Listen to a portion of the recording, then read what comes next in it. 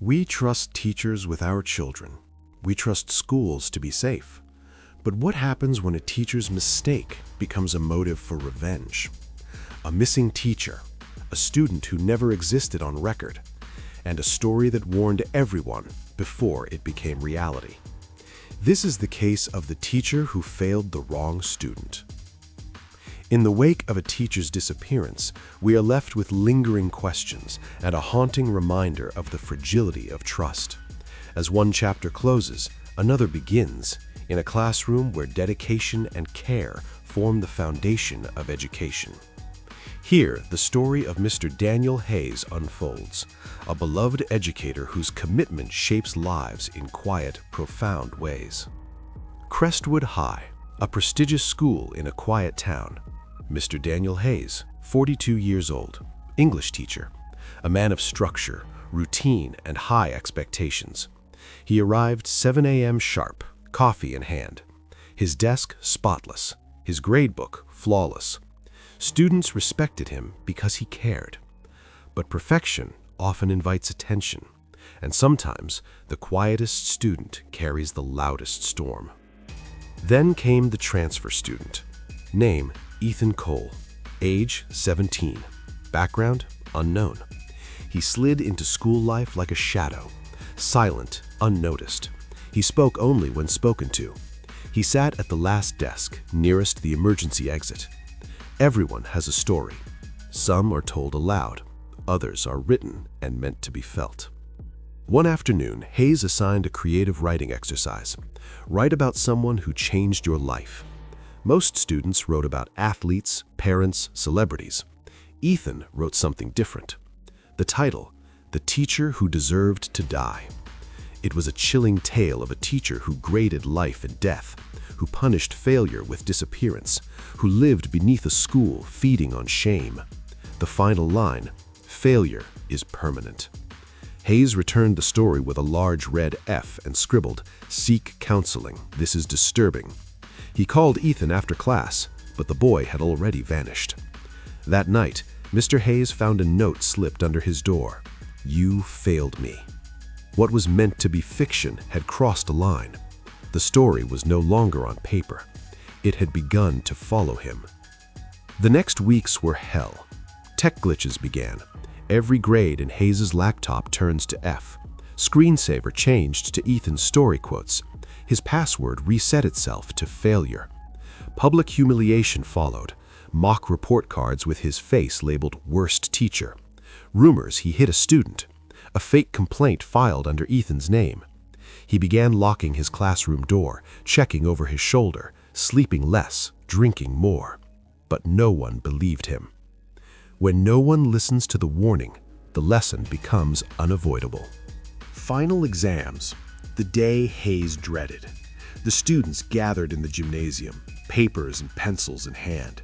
Hayes stood by, watching, his heart pounding. As he handed out the final exam papers, he noticed Ethan's empty seat.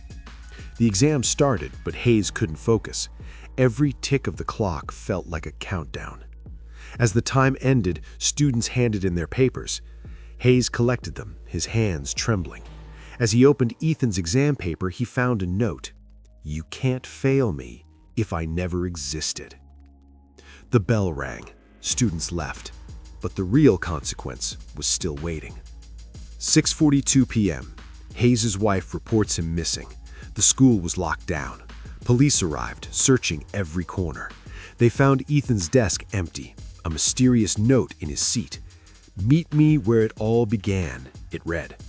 The police searched the basement, the hidden rooms, but found nothing. Hours passed, and a search team combed through the town. Finally, a call came in. Ethan was found, unharmed, at the old abandoned school building, but Mr. Hayes was nowhere to be found. The town waited for answers. Rumors spread faster than facts. Some believed a crime had been committed. Others believed the school was hiding something far worse. But as investigators dug deeper, the evidence began to point in an unexpected direction. What first looked like a disappearance slowly began to resemble something else entirely. Not a crime, not a kidnapping, but a mind under pressure finally breaking. As investigators expanded the search, a young detective noticed something strange. Ethan's name didn't appear in the school's enrollment records, but his handwriting appeared everywhere, on exam papers, on anonymous emails, on the note left behind.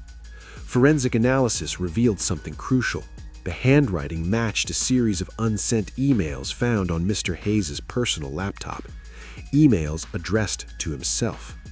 The messages read like threats, but when placed in chronological order, they told a different story. They weren't warnings, they were confessions. Hayes had been unraveling long before Ethan ever appeared. Investigators dug deeper and uncovered the truth. Ethan Cole was not a real student.